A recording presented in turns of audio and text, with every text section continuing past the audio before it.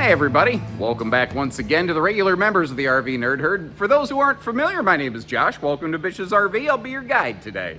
We're going to take a look at the newest updates on the Heritage Glen and Hemisphere fifth wheels, two names for the exact same thing. The last couple years they've been getting better and better and better by doing this crazy thing called listening to what you ask for. Crazy, I know. But, so what they've been doing is things like an enclosed underbelly, radiant barrier, tank heaters, but a lot of brands do that. They improve their front pass-through storage area, but a lot of brands do that. They have great outside awning space, but a lot of brands do that. You get the idea. You said you don't want kitchen toe stubber slides. They are getting rid of those. So far, they've done it on all their trailers. They're working on accomplishing that on all their fifth wheels. Some people said, we love what you're doing, but you have this tiny little travel trailer oven in the kitchen. We want a big fifth wheel oven to do some big fifth wheel cooking. So they listened and they did it. Some people said we don't like the hard fixed armrest in the theater seat, so they made it a fold-up one. You get the idea. They've been taking your ideas and applying them, and something I'm personally very excited about is the significant update they have in terms of the look. Now, I didn't mind the interior look of them before, but I felt like the last 3 or 4 years, they had this tan skin that just, it didn't do them justice. And this year they went to a really light gray, so it's not gonna soak up tons of heat from the sun, but it won't look exactly like every other RV out there. Couple that with what I call the square flow windows that have the radiant backer on it, so if you're parked in direct sunlight, you're not burning yourself out of the thing, and I think you've got an awesome recipe here. I do think this is their best generation they've had yet, and I hope they continue to improve. I want to hear from you what you like, what you dislike as we go, and if you appreciate how we share good with bad, because there's always a case of both in every RV I've been in. Hit that subscribe button, and let's get started. Ooh, it is hot today. Now, the thing with this floor plan is that everybody builds this floor plan. So in a sense, it's kind of boring. But here's the thing. If you're in the shopping phase and you're trying to understand all these different RV brands, if you're a little bit newer at this, it's daunting because every single RV brand says that they're the best. And every salesperson you talk to, isn't it funny? They have the best camper. Isn't that weird? Well, they're all cool for different reasons. And that's why I make really long, detailed videos to help you understand which is which. And what makes it easier is when you pick a floor plan like this that everybody builds, it takes the difference in the floor plan out of the way, and it lets you more easily see the difference in equipment and execution from brand A, B, and C. So, Heritage Glen is obviously solidly in the brown tone family of decors. I will say, my camera is not being friendly to it. This camera is reading a lot of stuff as yellow that really is not. Like, for instance, look at that entertainment area over there. If I get a little bit closer to this, do you see how it suddenly magically color changes on camera? That's a little bit more of what this looks like. My camera, I think, is picking up the indirect lighting from these overhead lights, and it's like, oh, everything's supposed to be yellow? Okay. So it's tinting everything in a not fair way. That is a power televator, by the way, in a very easy no neck wrecker entertainment center. And to help make sure you can stay cool and still hear the television, your main living room air conditioner, they use the RV airflow system like ducting enhancement on it to keep the noise down and to keep the airflow maximized to keep you cool in here. The front bedroom is also a 15,000 BTU Coleman Mach Air. It does not specifically include the RV airflow kit. However, that's a different thing. I mentioned how they were listening. You folks said, you know what? You guys are doing nice things. You're doing big fifth wheel things, but you have a tiny travel trailer oven. They said, bet, we're on it. They got themselves the big stove now. You said, we hate a toe stubber slide. It's a deal breaker. Get rid of it. And they said, done. They got rid of it. And I love how they made the main floor and the slide floor match. A lot of RV manufacturers will use a marine woven floor in their slides.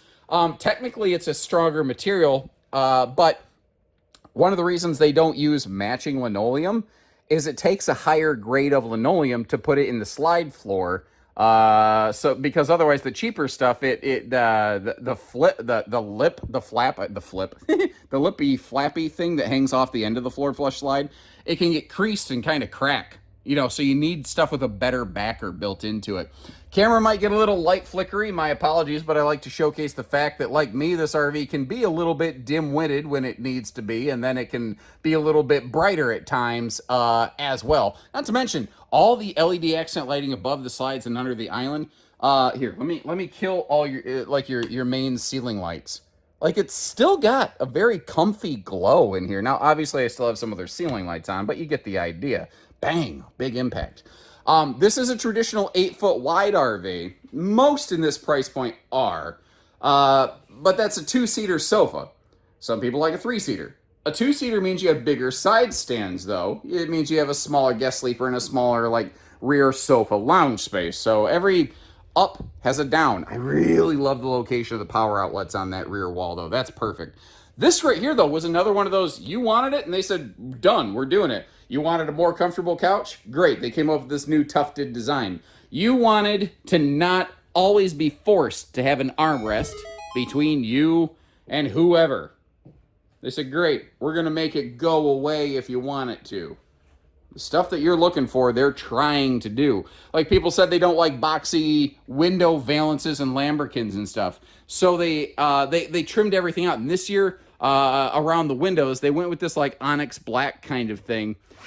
And that is like an integrated shade that really blots out the sun. But the part of that window that does slide open for airflow does have a bug screen. And I want to point that out because not every builder who uses what I call square flow windows like that has bug screens on them.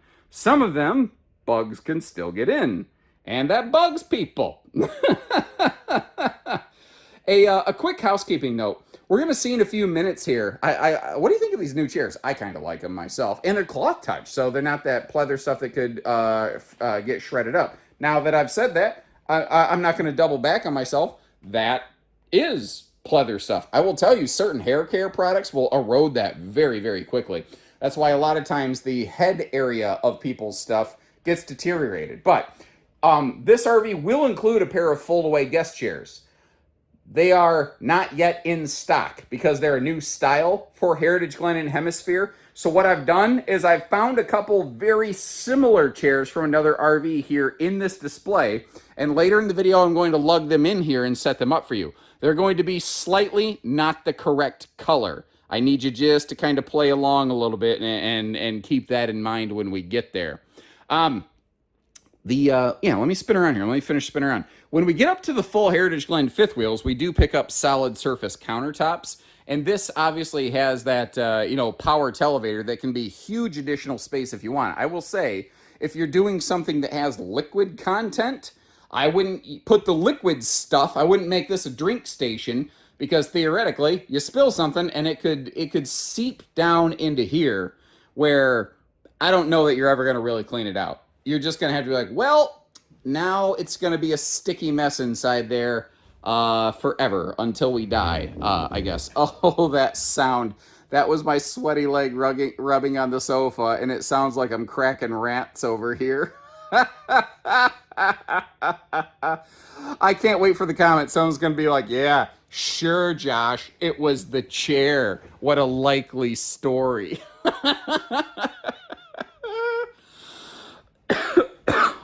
Okay, I'm tired. Power outlets down in that cubby. Nice little charge spot. Power outlet over there. I'm not mad at it. Maybe not as useful. Very useful, maybe, are the outlets right here for like griddle station and the outlets that you have over here, household and USB. That's going to be your primary spot. I'm eyeballing the slide. When the slides close, you're still going to have easy access to that converter. And did you notice we're not only carpetless, we're also ventless flooring. Now, I just said carpetless, and you see that there's a big chunk of carpet in here. They were just trying to provide the decorating concept that you could put a little throw rug or something here if you wanted to. That's not actually part of the camper. Big stainless farm sink. You've also got the, again, remember how my camera sees colors funny? We've got a lot of light pollution in here. I highly recommend you see these things in person because the like hardware and the door pulls, they look different in person than they are looking on camera. Big old sink there, big enough to bathe the baby. And if we look down below, you've actually got nice wastebasket space as well, which is something I always look for myself. Working our way around here, I love that motion lighting in the pantry so that it's different. Like, you always wonder, does the light actually turn off in the fridge? Well, you can see the light turn off in the pantry because it's got that window glass door there. I think that's like a 16.2, something like that, cubic foot, 12-volt compressor fridge. And again, we've got that new, bigger oven. So bigger oven, bigger microwave. Heritage Glen's stepping up and to the point that they are, I think, genuinely starting to challenge some more of the big boy fifth wheels. Now, this doesn't necessarily have all the equipment of like a Solitude, a Paradigm, a Pinnacle, a Model Z, something like that. It also does not have the budget of a Solitude, Pinnacle, North Point, Paradigm, or Model Z. So, you know, there is still a difference there. This is still something that has a bit of a budget focus to it, but they have stepped up a little bit. What's crazy is they've added all these features this year, and I don't see where they've really added any significant pricing. So they're being really smart about how they're applying the dollars and cents. Now, once again, please remember the bonus chairs that we saw didn't actually belong to this RV. They had a gray tint to them. They're going to match those chairs right there. And that is the definition of a no knee knocker dinette. And any what they call secondary surfaces, they're kind of doing that sort of like maple top look right here. I like it. I like it a lot. Yeah, I think we're good. Let's start moving up. You know what? We'll come back to the bathroom because I think that's a better way of going about it, the way the bathroom door opens. The bathroom door swings this way. I don't like having to walk around the bathroom door. I prefer a pocket door. But when it swings this way, it means that you don't open the door and go backwards down these like simulated floating steps. It means that you absolutely have to keep your feet flat on the upper deck when you turn the beat around and you don't, accidentally take a tumble backwards. This RV will have dual 15,000 BTU centralized Coleman mock airs. Again, the living room air does also benefit from the RV airflow system kit that this one, the front air does not have. Now, I was trying to run the air conditioner for you because I've been able to do that in this display a little bit, but there must be a lot of trailers plugged into this circuit because I kept popping breakers. I wasn't able to do that for you. I'm eyeballing that. Is that the Olympic Queen? I think it is. The horizontal line on that bedspread. Sorry, I'm just like, the camera's just staring at the blue part of the bedspread. You don't even know. I think this is the Olympic Queen mattress if I'm looking at it. Yeah, okay. You could probably put maybe up to a 70-inch wide mattress in here. Olympic Queen, by the way, is 80 inches long residential length. It's 66 inches wide instead of 60. That is a real mattress size, by the way. People are like, that's made up. That one's actually an established, less common, but established bed size. It is growing in popularity in the RV industry, though, I've noticed. Now, I don't use tricky fisheye lenses. If you look at that front trim piece, you can see where this does have a barreled ceiling, and that creates some nice headroom up here. Headroom in the bedroom, I guess.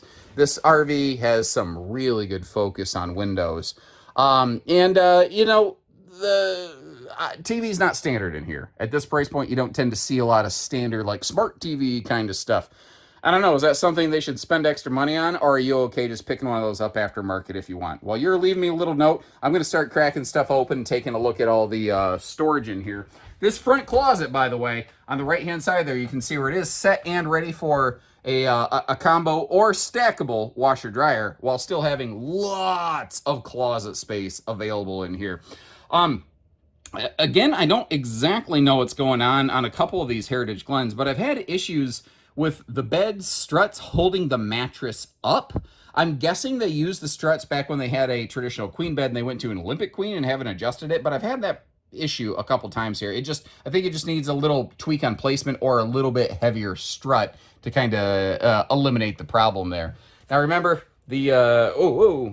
remember how I said you don't have to go backwards down the steps? I still did it anyway and just about killed myself. That would have been a very interesting YouTube highlight, I think. It looks like they got rid of the medicine cabinet. In the travel trailer, they put these little metal hooks. They're not hooks, but little mini shelves over there so that you still had a medicine cabinet kind of place. They did it differently here in the fifth wheel. If you look, you're like, oh, I lost all my medicine cabinet space. Last year in the fifth wheels, where you see these two wicker baskets in that shelf, that was just open air, and that's where they had the toilet paper holder, and there's no possible way to reach it from the toilet. It was impossible. And they finally did something about it. That's another one of those things that we talked about it, and they said, you know what, you got a point, we're going to do it. So that's where you could kind of put all your medicines, which will stay in place in those baskets. This is super, super fluffy friendly, by the way. You could be a person of very generous stature and still fit very comfortably there. They have enclosed all your bathroom storage, no more open face storage. I'm really glad to see that trend dying down in the RV industry. And thankfully, with that barreled ceiling, you can be, I'm a little over 6 foot tall. I can stand inside that thing all the live long day and not have issues. You may have also noticed how it does have a little bit of a shin shaver shelf. Oh, that's it. That's the name for it. I've been trying to think of a name for this. It's the shin shaving shelf. Beautiful. Love it. Ladies and gentlemen, we have just witnessed the birthing of yet another nerdism. If I'm counting correctly, that makes, I think we're up to number 37. And if you hadn't noticed, we've closed the slides. Newsflash. This has very traditional, I would say, triple slide with island access. It's just enough that you can get in here. You can get to the refrigerator. You can obviously, as we mentioned before, you can very easily get down there to the converter panel as well in case one of your slides pops a fuse, which is really nice. Your bathroom, bedroom, very easily accessible. Oh shoot, I forgot to close the bedroom slide. It's like it's my first day doing this, I swear. There we go. The bed comes all the way up against that bed stand. Now you might notice, I forgot to mention this, in the bed slide, Heritage Glen Hemispheres, they said no more VersaTilt. There's already enough room to walk around the bed. We don't need it. You can always just sit up against the headboard of the bed anyway. The thing is though, this upper deck slide is a Schwintek slide, and one of the things they don't like is when you sit in them and bounce around a little bit while they're retracted. So if your plans were to climb into this thing and aggressively fold some laundry at a travel stop, just expect a service bill on your slide out when you're done. So we're going to begin like I usually do with another look at the weights and the measures here. However, when those weights and measures fade away off the screen, you're going to see something crazy in the background. I can't not display it to some degree making this video. But you're going to see something that looks like it has wood side planking on it. That was a test thing that they're trying. That is not ready to be released yet. But keep an eye out later this year for what is in-house commonly being called the Roost. There's never been anything like it as far as I've seen. Anyway, what are we looking at on this one? They do technically have one that's a little bit shorter, smaller, lighter than this, but this is that very straightforward triple slide traditional couples model right here. But again, they've done some nice things like great window coverage. You've got the big window there in the bedroom. In the hallway, you've got window in the door, and you obviously have amazing window coverage wrapping around your living area. You also have dual power awnings that, because of some support poles in the middle of the building, I'm not able to fully open the back one for you, so I can't really give you the full effect. I'm not a lover of outside speakers, but I respect the way that they accomplish this by putting them right down low where you're not getting blown away by Axl Rose when he welcomes you to the jungle and, you know, takes you down to your knees. Down here, as the little handy sticker indicates, we do have an LP Quick Connect. Every time I do the shanana, it reminds me of when I was a kid and I was first welcomed into the jungle by Axl Rose. See, I was born in '82, and my older brother, he's very eclectic in his musical tastes. He'll listen to almost anything, and he liked his hard rock, among a bunch of other things. But I remember the day that I grabbed his Axl Rose tape and I popped it into my Teddy Ruxpin doll, and Teddy Ruxpin's mouth just kind of tries to automatically move with the music. And I remember watching Teddy Ruxpin welcome me to the jungle. And if you know what I'm talking about, suddenly so many weird oddities about me are probably starting to make sense. Anyway, I want to draw your attention to the roof line, because if you look at this, and I'm going to back you up and turn you over to the right, you look over to the travel trailer version of this floor plan. I'll talk more about that in a minute. You might notice how the travel trailer has a fiberglass roof cap, but this fifth wheel does not. And a lot of people are like, why? Why aren't the fifth wheels, aren't they normally just equipped better than trailers? Well, in theory, traditionally, most of the time they are, yes. But notice how that roof line tapers down. It's not straight and flat. Fiberglass don't like to get bent like that, especially when it curls over the sides. They really couldn't effectively put a fiberglass roof cap on this one. They tried. They're playing with it. They're still not necessarily done trying. They haven't found a way that works. That doesn't have a bunch of seams that are potentially a leaky nightmare. Nobody wants a leaky nightmare for an RV. It is a walkable roof. It does have an optional 200-watt solar package that you could scale up aftermarket to 500 watts, and it is prepped and ready for a ladder that is not included. On our way down here, what you're going to see, it's not I can't technically call this a towing hitch, because they did put safety chain hooks on it. They didn't put a wiring harness on it. Technically, that is, I have to call it an accessory hitch. The irony is it's physically the exact same hitch as a 3,000-pound rated towing hitch. It just doesn't have those safety chain hooks and stuff. Now, I didn't actually intend to get myself over onto this side of the RV, but I just sort of move, and this is where we're at now. But again, man, just windows wrapping all the way around this. That is one of the kind of cool things about having a power televator. Now, a lot of people care a lot less about windows on this side of the RV, but they got windows everywhere, I guess. Your stovetop does exhaust heat outside, which is also a nice little catch. This floor plan, one of the cool things about it, it also is a single sewer outlet, so all of our black and grays and everything drain out of this. And sometimes people read the holding tank capacities on a lot of RVs like this, and they go, why did they make the fresh tank bigger than the gray tank? Well, they didn't. The RV has multiple gray tanks. It has a single fresh tank, so sometimes things look a little mismatched as a result. Your lower deck slides, they are electric, rack and pinion. Your upper deck slide here, that is a Schwintek slide. I just like to point out what's what, and some people like certain things, some people don't like certain things. I have videos. I think it's called like what slide system is the best or something like that. If you want to learn about some of the more common towable slide systems, take a look at that. It's getting very close that I probably need to update that footage, because since I recorded it, like almost immediately after, one or two new slide systems started to show up in the towable RV industry that we hadn't seen before. Now, I mentioned that this has a silver skin, but here this building has kind of tan walls, and it's reflecting a lot, and it makes it still look a little bit tan. But if I get right up here to this new Forest River badge that's stark white, it makes the contrast against that very light silver gray much easier to see. And this is a painted nose cap, by the way, so you've got your paint coat, double clear coat over top of it to really help try to keep the weather from kissing it, so to speak. This is auto leveling, by the way. The 325 here, it is a 4-point electric, which most builders of a floor plan like this are using a 4-point system. It's not impossible to put a 6-point on this. This brand just does not. Very few brands do, but a couple do. Like a North Point would do that on a floor plan like this. What am I missing? Underbelly. The underbelly, did I talk about the underbelly? It's enclosed, it's forced air heated, has a radiant barrier. Also has holding tank heaters, factory standard, 12-volt tank heaters. Cool thing about 12-volt is that means they can operate while you're in transit. So if you were camping where it was warm, but you got to drive through where it's cold to get back where it's warm, 12-volt tank heaters can really help you avoid a lot of problems.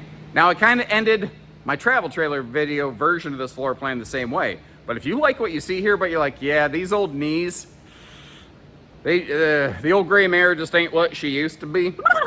Well, you can, I don't know why I did that. You can get it in a travel trailer. It's called a 308RL. Basically the exact same floor plan, just on one flat deck. So here's my thought.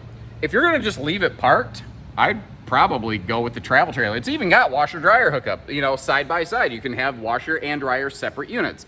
If I'm going to be towing a lot, I'd go with the fifth wheel, because fifth wheels just tow and handle better, but that's my 2 cents. Now, I'll try to remember to leave you a link in the video description to see this thing if you're curious. And regarding pricing, whether you're curious or whether you're serious, I'll always try to leave you a link in the description to see what we have in stock, where we have them parked, and what we're asking on a given day. Because things like options and shipping costs can immediately, by thousands of dollars, change the cost of an RV. So check those links out and let me know what you think about her. And until next time, thank you guys. Thanks for tuning in. Take care, stay safe, have fun, and happy camping, everyone.